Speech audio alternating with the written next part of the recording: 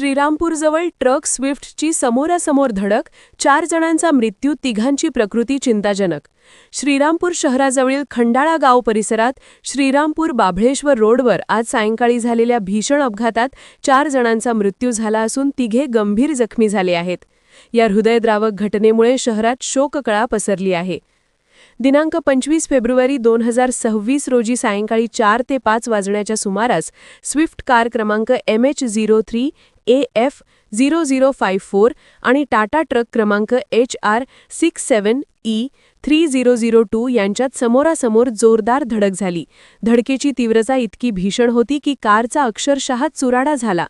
या अपघातात श्रीरामपूर शहरातील प्रसिद्ध संतोष वडापावचे मालक श्री चव्हाण यांच्या कुटुंबातील सदस्यांचा समावेश आहे.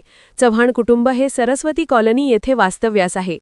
मृतांची नावे: प्रशांत रमेश चव्हाण वय 24 PMT लोणी, संगीता अनिल चव्हाण वय 40 PMT लोणी, सिद्धार्थ सुनील चव्हाण वय 16 PMT लोणी, ऐश्वर्या अशोक चव्हाण वय 26 साखर कामगार हॉस्पिटल श्रीरामपूर. गंभीर जखमी, प्रकृती चिंताजनक: सारिका अनिल चव्हाण वय 30 PMT लोणी, रुद्र अशोक चव्हाण वय 6 PMT लोणी, रुद्वी अशोक चव्हाण वय 3 PMT लोणी.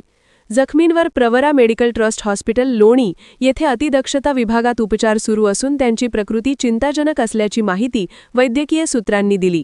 तर ऐश्वर्या अशोक चव्हाण यांना साखर कामगार हॉस्पिटल श्रीरामपूर येथे उपचारादरम्यान मृत घोषित करण्यात आले.